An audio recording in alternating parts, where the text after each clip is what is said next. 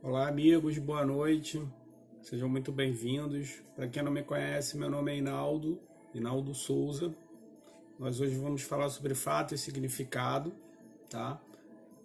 E vamos sempre falar baseado em programação neurolinguística, para que não fique dúvidas a respeito do assunto, a respeito do que nós estamos tratando, ok? Fato e significado, tá? Vou dar um exemplo a respeito. Muitas pessoas, acredito que muita gente conhece a Oprah, é uma grande apresentadora norte-americana. Ela é uma das mais bem pagas do mundo, né? É uma pessoa pública muito famosa, mas nem todo mundo conhece a história dela. Se você pesquisar um pouco mais, você vai entender o que eu estou falando. Ela veio de uma família muito pobre nos Estados Unidos. Ela vivia numa periferia muito perigosa, muito violenta. Ela, durante a adolescência dela, ela sofreu abusos, sofreu violência. E o exemplo disso tudo, o que a gente está falando hoje sobre fato e significado, é exatamente isso, né?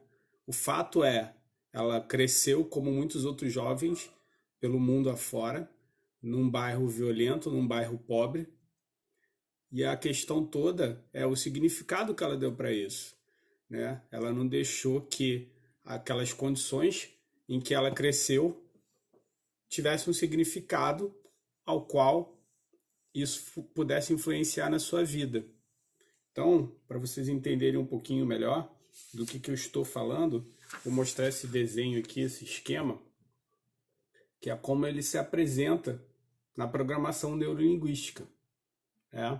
Você tem o fato, diante desse fato, você dá um significado para ele, tá?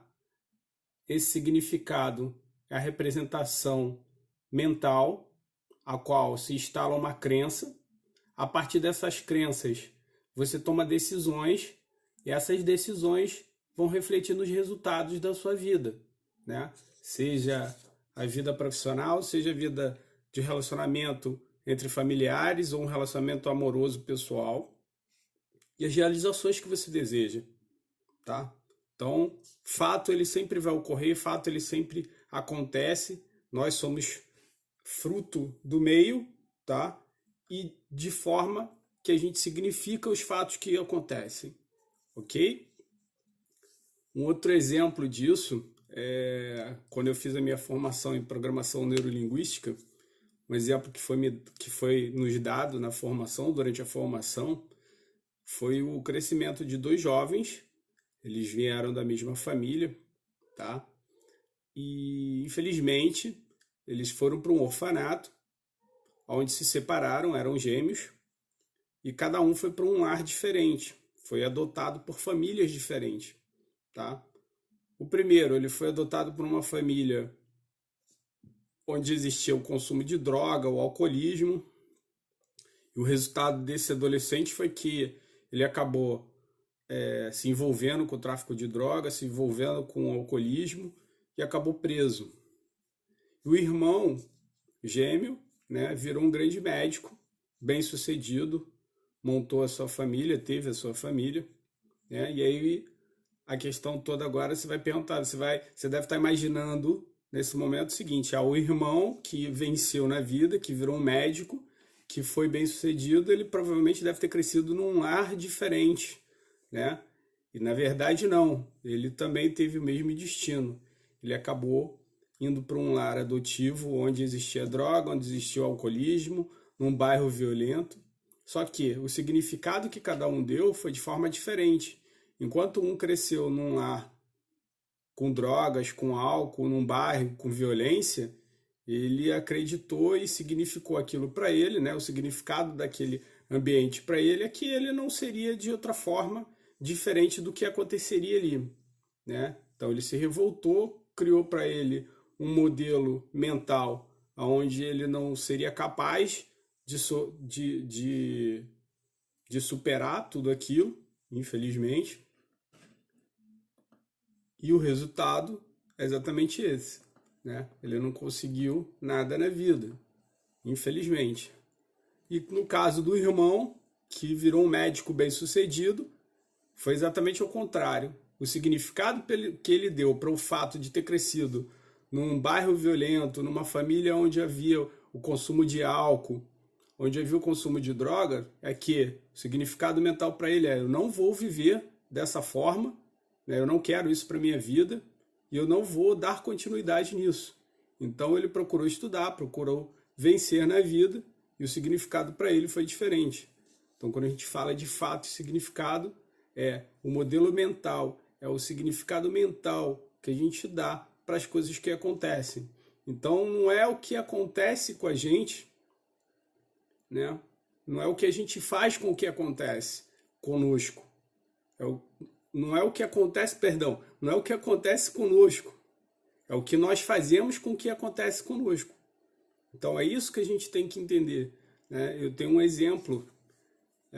Nós conhecemos algumas pessoas durante a vida e cada uma tem uma maneira de entender os fatos acontecidos, né?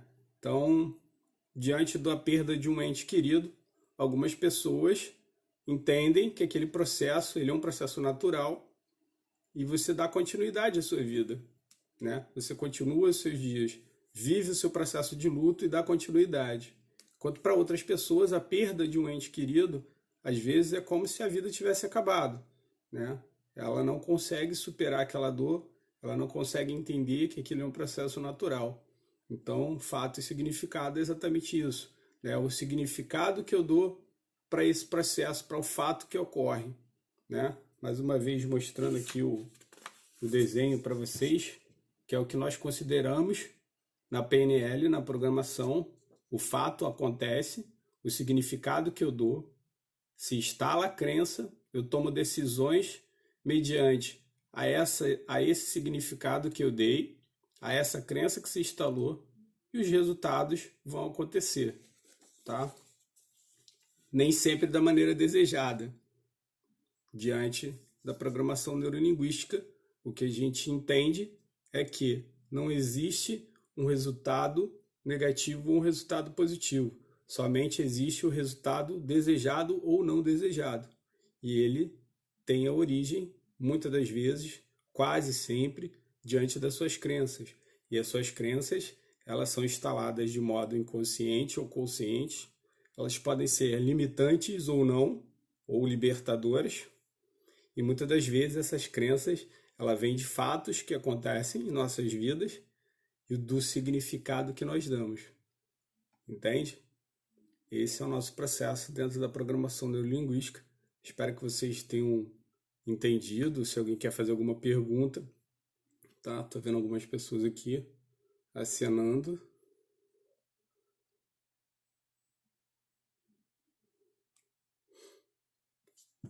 Dentro aqui da live, alguns acenos. A nossa amiga Rai, lá do Pará, do Acre, perdão. Meu amigo Juliano, Patrícia, obrigado por vocês participarem, tá? Eu pretendo na semana que vem falar a respeito de ressignificação.